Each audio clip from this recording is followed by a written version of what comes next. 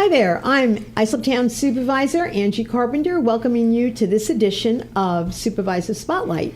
We are here in the studios of Long Island News Radio 103.9. Thank you very much, Long Island News Radio, for being so gracious and allowing us to broadcast from here. The studios are located at Long Island MacArthur Airport, the gem of Islip Town. And speaking of gems, we're here in the studio today. Our guest is Tom Owens, who is the Commissioner of Parks and Public Works for the town of Islip. Tom, just thank you so much for taking time out to shoot over here and do this little update on what's happening in the town. The oversight that Tom provides to the projects and everything that is happening in the town of Islip is so very, very vital. And is a Herculean task. We have 1,200 miles on the DPW side. We have 1,200 miles of road and everything that entails. Plus, on the park side, we have over 100 parks, probably close to 110, including our pocket parks. And these facilities really engender an awful lot of care and attention, and we try to give them that TLC. So let's talk about, we're gearing up for the winter season. Mm-hmm. We've come through an incredible summer, a busy summer. Let's talk about some of the things that happened in parks this summer, some new initiatives, and how you managed. Sure. Thank you, Supervisor. It's a pleasure to be here. First of all, in parks, we are very excited about our Roberto Clemente initiative. We started working on the pool, I guess, about 2 months ago, and that's progressing very, very well. As everyone knows, we have some grant funding, I think over $2 million from Assemblyman Ramos, and that's for a spray park. The whole park has been irrigated.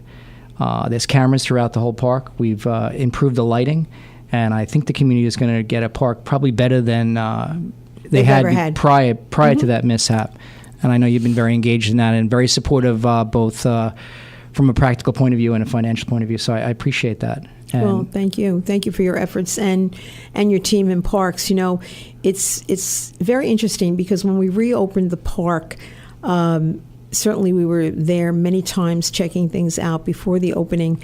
And I remember one day in particular that a few of your staff were there, and also a gentleman from public safety, and a number of them said things like, I remember this park when I was a kid growing up. Mm-hmm. I'm part of this community, and it looks better than it ever has. So that really made me feel good and should make our residents feel good. Yeah, there's always a silver lining behind something bad that happens, and we always try to make something better than when, any kind of mishap that would happen to us. So we are very excited about that.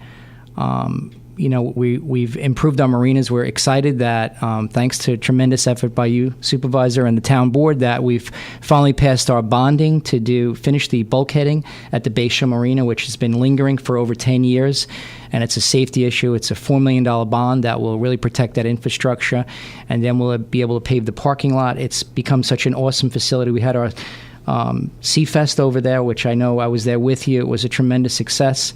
The weather was on our side, but I know it was awesome, and I know you were really excited about that. Well, that was a fun day, and the staff of parks embraced the whole concept of doing that, and we were very fortunate. We actually piggybacked on the Northwell Run, which starts and terminates at the Bayshore Marina. Mm-hmm. So they had their run early in the morning, and then right after that, we came in with the Sea Fest. And it was an interesting concept. We tried to focus on, seafood, and we had a lot of food trucks there. We had a gentleman who had these enormous paella pans and had a mariachi band playing. It was really quite an endeavor. And the park staff, again, they embraced the whole concept. They were so excited about it, and they literally threw themselves into it. And what I thought was so incredible and unique to any of these kinds of festivals, we actually had a dining tent with these lovely round tables covered with tablecloths and centerpieces, and people, were really having a good time. Yeah, it's pretty cool because people aren't traveling as much as they used to, and to this, we live on Long Island. We're surrounded by water. It's an incredible island. It's beautiful, and it's nice to let the folks get the bang for their buck out of their tax dollars, even though they don't pay much to the town, as you know. But, we're reinvigorating the Parks Department with your leadership, and everybody's excited. You get people enthused, and, we appreciate your support. Well, thank you, and we appreciate your efforts. But when you talked about people not traveling as much, certainly as we sit here in the airport, we want to see them traveling. But I'd like to see more people traveling here. Right. Long Island truly is a great destination.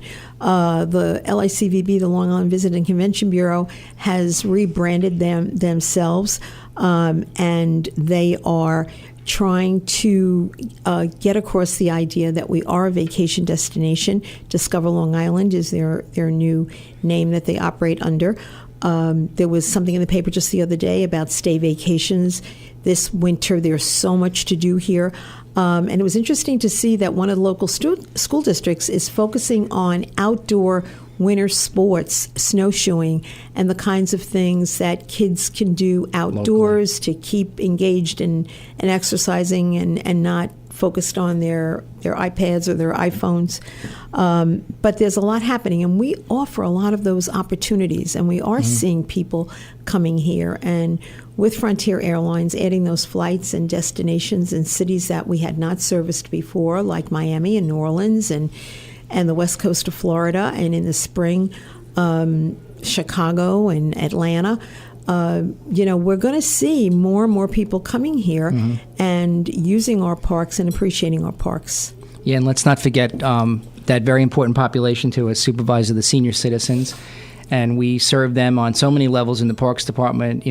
Those that need to be fed, we deliver food to them. We have senior centers, we have events, we have people that come on a daily basis. And we're trying to expand those programs and make it a little more user-friendly and make sure that the programs that we have are programs that they want to have. And I know that that's a very important population to you and the town board, and I think we serve them very well. And I'm so glad you mentioned that, because it has been an area that perhaps has not had as much focus as it should have. The senior population, are those that gave and got us to where we are today. And when a person gets to that point of life, they've retired, many often these seniors that come to our centers, that's their only socialization that they had. I received a letter, it's got to be about 6 months ago, from a woman commending one of our employees in the senior center in East Islip in particular. And the woman said that she, was alone, and people had mentioned to her to go to the senior center, and she was kind of leery about doing it, and she didn't feel like going by herself. But when she got there, one of the staff literally embraced her and said, "Come, let me introduce you." And now she goes there every day of the week, and it's her lifeline. They have their meals there and socialization. And that is so important as people get older, to make sure that they are socializing, that they're not just vegging in the house and being couch potatoes. They've got to interact with other people to keep the mind sharp and active. And I know you're trying to get a bus trip together to go to the casino, which I don't know if I was supposed to mention it, but it's pretty exciting. Seniors like to go to the casino, that's for sure. And if they're going to do it, let's try to keep them local. So we are working on that. The parks, getting them ready for the winter, what challenges does that present for you? Well, we winterize everything. We make sure all our irrigation's blown out. We get everything done prior to Thanksgiving in case we have a cold snap, because if a marina should freeze up, it's hundreds of thousands of dollars. So we want to make sure we're all winterized, we're all set, everything is shrink wrapped, and we're ready to go for winter. We actually started a new program for our boating season, and actually almost everybody's paid up for the season next year. So that's pretty exciting. Well, it is, and if you haven't already, contact us at Parks and or go online and make sure you get your slips secured, because people do like to know that they're set for the next season. We're going to take a little bit of a break, and we will be back with Commissioner Tom Owens to talk more about our parks and public works. So thank you.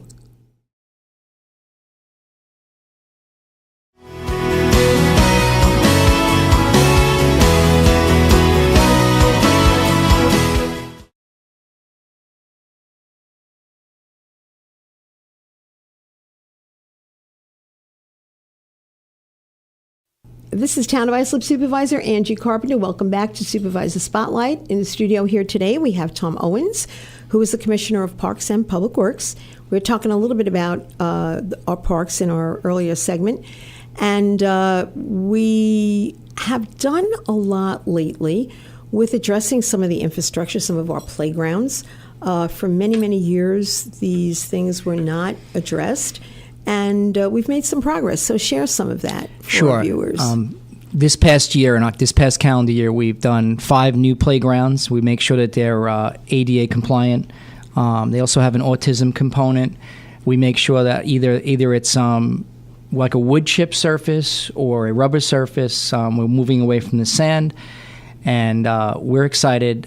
We just got a letter today, actually, from a family, because we did one in Bohemia, and they were thanking us. They said, thanks for the early Christmas present. Oh, how nice. Because, after work or on Saturdays, even if it's cold, we notice that families do use these parks, so it's very important to us. And we're looking at, making parks more regional. We make sure that not just the children go to the park, but maybe the parents, the grandparents. So I know you're interested in doing some adult exercise equipment, incorporating it within our parks, and also some walking tracks. And I know when you travel, I noticed that you noticed those 2 initiatives. So, based on what you've seen out there, we're trying to do those initiatives, and we're looking forward to doing some of that. Some of that outdoor exercise equipment, almost like you would see in a gym, but made for the outdoors, ellipticals and, bikes and things like that, that we can keep outdoors, so that when parents or grandparents are going to the park with the kids and they're on the jungle gym or whatever piece of equipment that they're on and they're nearby, there could very well be equipment for them to use as they're out there with their kids or grandkids. So it's an interesting concept. We've seen it in other parts of the country. We've done some research on it. So I'm really looking forward to seeing that in some of our parks. In addition to the playgrounds, we've done a number of basketball courts have been redone that, again, were so sorely needed. I know we did Bayshore, Brentwood, certainly. And we did one in Casamento. We did Casamento, that's correct. That's done. Bayshore, and we did one in Great River. And also at Benjamin's Beach in Bayshore. Benjamin's Beach. So we did 4 actual brand new basketball courts, brand new backboards, brand new nets. And we want our kids, our young people. We want to know where they're at, and we want to protect them, and we want them doing stuff that keeps them out of trouble. So we want to make our parks better. We know there's many challenges out there for young people. There's some stuff in this world that's not so good. So I know one of the initiatives is big for you is to do full service parks where kids can stay out of trouble and do the right thing, the right kind of activities. And along, those lines, there are a lot of programs that are provided through the Parks Department and Cultural Affairs, in addition to the fairs and the festivals that, we had running all season long. There are many activities, whether it's golf lessons or swimming lessons, kinds of crafts and things that go year-round. So I would urge everyone, please look at your recreation news. It gets mailed 3 times a year. There should be a new one coming for the winter season. And there is just all kinds of information there and all kinds of programs that, you can take advantage to. There's no reason why kids should not be engaged and involved. We also have in our centers many after-school care programs, which are a godsend to many parents. So many parents are working. Both parents are working, and if the school day is over at 2:30 or 3, what do you do? So the programs that we have in some of our centers dovetail nicely with some of the other private programs that are out there. So we do try to provide those opportunities for parents to have things for the kids to do and to know that they're safe. Yep, and if you look at our parks, we're trying to cookie cut throughout the town. If we're doing bathrooms, we want to make sure we improve them, and they're all basically a consistent color, consistent tile, ADA compliant. If you go into some of our facilities now, you'll notice that there's new curbing, new parking lots, new paving, new sidewalks, and that's because prior to you coming here, Supervisor, we didn't even have a line in our budget for parking lots. And some of them are 30, 35 years old, potholes, unsafe.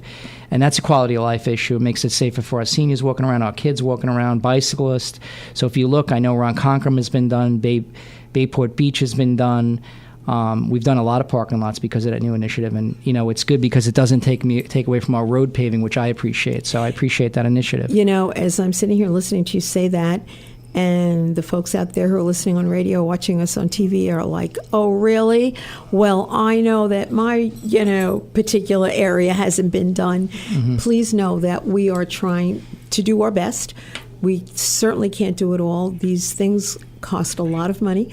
And we try to be, and we are very sensitive to the needs of the taxpayer, and we're trying to do this very systematically and going to those needs that are worse, or if there is a project that's coming up. In fact, today we were down by the Bayshore Marina, and I asked the commissioner, look, if the paving looks terrible, and he reminded me that we've got the marina project. So it would be very foolhardy to go do paving now when you're going to be having major construction and heavy vehicles going over the pavements. So you wait until all of that is done, and then you go in and pave, which is what we did at the Bayshore train station. We had things going on, and you wait till all of that's done, and then the paving is the last thing that happens.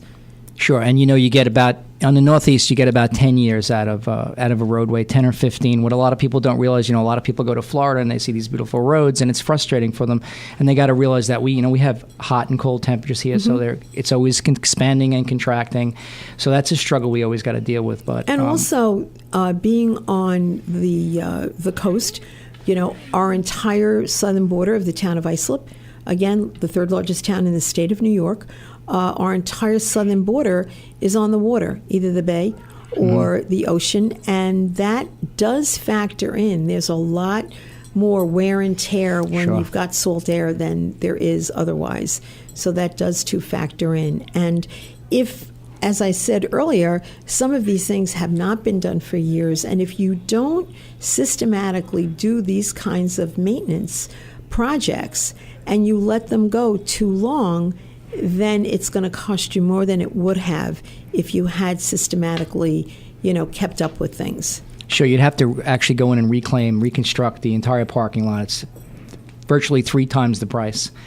And it prevents you from maybe getting into a neighborhood where people have been waiting for a long time. The good thing about the town board here in the town of Islip is I've been here for 5 years, and we have our paving budget went from about $4 million to about $10 million now, thanks to the town board and the supervisor realizing that we need to protect our infrastructure.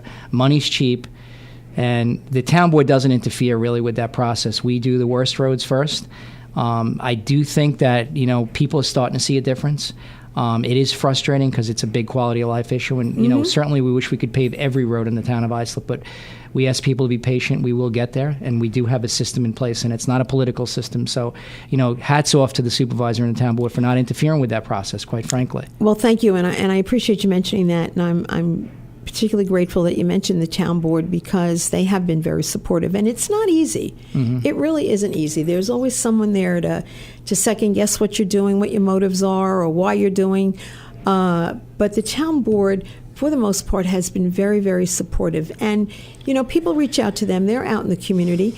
They hear what the concerns and the needs are, and they've been very, very responsive. And when it comes time to taking a vote on supporting the capital program, again, you said money is cheap. In some instances, it is for us because we were able to get our bond rating upgraded. We've got a AAA rating, which is the highest a municipality can have. And what that does, it enables us to borrow a lot more cost effectively than if we didn't have that great bond rating. So it's made it a little bit easier for us. And the feds have said that the interest rates are going up, so that window could be closing. So we've been very sensitive to that, working with our controller. But guess what? It's time for another break. So we're going to ask you to be patient. We'll be back in a few moments with the final segment of Supervisor Spotlight.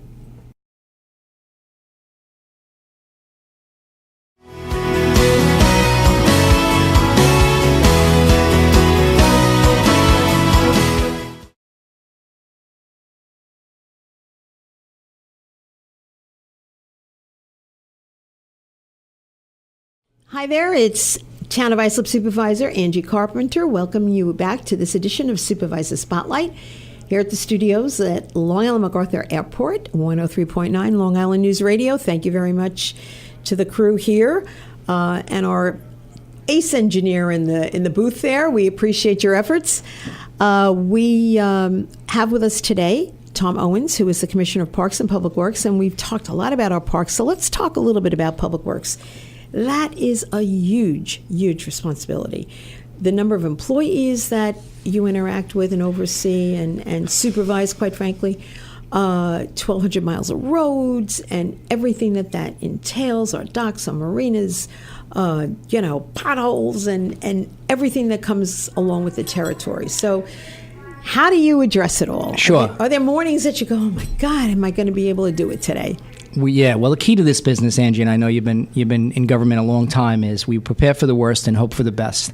As you said earlier, we do have 1,200 miles of road. It's the third largest town in New York State, so we have to be ahead of the curve. What makes it less stressful is you have a great team, a competent team, and you make sure you're ahead of the curve. Currently, and not everybody's in this position, and I'm proud to say that, we have 3 large salt sand barns, and they're completely full to capacity, so we're good for, depending on the weather, at least the next couple of months. You want to be ahead of the curve in that because everybody's vying for salt at the same time. Mm-hmm. Snow removal, our equipment, we start working on And here's my hope. Sure. That at the end of the season, those bins are still going to be full because you won't have used them. But we know that save some money. That is not realistic, but we're hoping that we have a mild winter, but I don't think so. Sure. And another key is, we start working on snow equipment in August. And the magic date to be ready for snow, both from an equipment status and an employee status, is Thanksgiving. It's not unusual to get snow or bad weather around Thanksgiving. If you've been doing this for a long time, it wouldn't be unusual if you have to get up from the table. If you're in the Department of Public Works division, to get up and plow some snow or make the streets safe for our residents. So we are ready. And I thank you for the resources to get that equipment ready. We do have, each couple of months we have vehicles coming in because we have a very aggressive EOC, and we've been fortunate enough to get some FEMA money. So it is likely that in the next 2 years, every piece of heavy equipment we have will have been replaced. Today, a bid opened in the town of Islip. It's the largest bid of its kind in New York State. And that will address all of our heavy equipment needs, our 10-wheelers, our tow trucks, our roll-off trucks. So pretty much everything will be on contract, and that's a great resource to have. Well, it is, because if you don't have the equipment, you don't have the tools, you certainly can't get the job done. Mm-hmm. And I'm glad you mentioned EOC. We've got a very great team in place there. The two Tonys, Tony Prudenti and Tony D'Amico, our commissioner and deputy commissioner, do an absolutely wonderful job. But when we know a storm is on its way, we activate. There's constant communication. Everybody is at the ready. We work closely with our school districts, which I think is very, very important, to have them alert us if they're making that decision to close, to let us know as soon as they make the decision, so that we don't have to wait to hear it on TV or the radio, so that we can divert our resources to the areas of most need. And generally, it's schools, it's hospitals that we go to first to make sure that they're safe and secure. But if a school's going to be closed, there's no reason for us to go to the school, and we can hit, the next tier of need. So we've been very blessed there, too, that we do have those great working relationships. And you said prepare for the worst and hope for the best, and we truly, subscribe to that theory and hope that that's going to be the case this winter. But we're ready. Sure, we're really ready. Yeah, we don't, DPW divisions. We're not really concerned about the nice days in July. It's really those Superstorm Sandy, Nemo. All of those storms where we really have to, that is really where the rubber meets the road and where the public really expects us to perform. So we try to be ahead of it. We brine our roads ahead of time. You're a great communicator. What you brought to the town is communication with the school districts, the communication with the fire departments and the police department. So everybody knows what everybody's doing, and it's a very valuable relationship. We are very concerned about schools. We're out salting before the kids come to school. And, that's our most precious resource. Our kids on those school buses, Absolutely. our homeowners and our residents going to and from work, and certainly our emergency personnel, whether it be the policemen or firemen, responding to those emergencies. We want to make sure that, we're able to fulfill their need. And I think we do a real good job. My hats go off to the men and women of all these divisions because they're up hours. They keep going. It's a very proud group. And, the town board and the supervisor supports them, and they appreciate that. We also use 350 contractors that are on with GPS. Mm-hmm. And so it's a community effort, which is a nice thing. Oh, it truly is. We have a lot of people, and there's that community of the town also that's involved. Our tech people who make sure we have the tools necessary for communicating and can get that information out to the public. Certainly the e-alerts, and anyone who has not signed up for e-alert, please go to islipny.gov. And you'll see the little button in the corner that says e-alerts. Make sure you sign up for that so that you will be alerted whenever there is something coming up that we've got to get that communication out to the public. You will get it immediately. And the one thing I would like to ask of the public, we're in this together. We're in this together.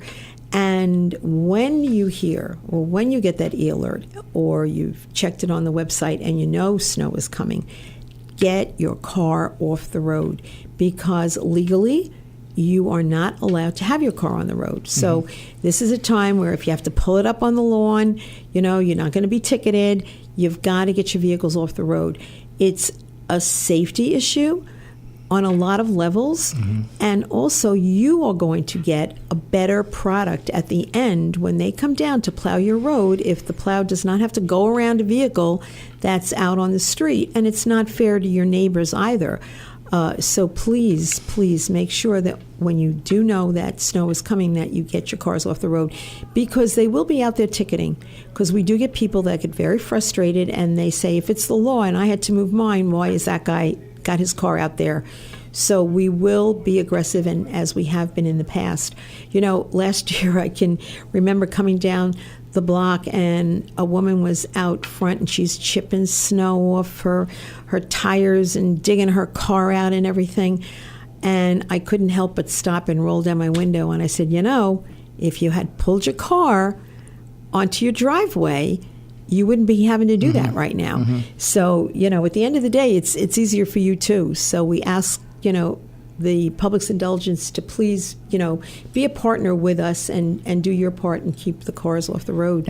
And Supervisor, when it comes to snow, it's all hands on deck. Parks works together, recreation, DEC, which is waste management in this town. We have our staff is very well trained, including the young ladies that answer the phones. So we ask the public, if you call, bear with them. It gets very busy, but we take our business very seriously, and your safety is our number one priority. And I'm glad you mentioned that too, because it is all hands on deck. And understand that these employees who have come into work, yes, they're getting paid, and yes, they might be getting overtime, but they've left their families at home. They've left their families at home to come do their job and help make it better for everyone in the town. So, try to be a little patient, when you're calling, but we're there. We're there to, that all hands on deck theory certainly holds true. And we will, the young ladies, if they tell you that someone's going to be there, they will be there. If you don't have to be on the road, we'd appreciate it if you stay home. We do our best work in the middle of the night when no one's home. And, also if you could just wait till we're done plowing. We don't deliberately plow your driveway, and I know it gets frustrating, especially to seniors, but we got to make that last pass by law. So we ask people to be patient. Yep. Patience is the key. Commissioner, I can't thank you enough, not just for being here today, but for doing what you do. And I'm going to say 24/7, 365 days a year. And yes, we have weekends, but if something happens, we can always count on being available, communicating with one another. We're there to serve you. And Tom, I thank you so much for being here. And I thank the residents of the town of Islip for their confidence and support and for tuning in. We'll see you next time.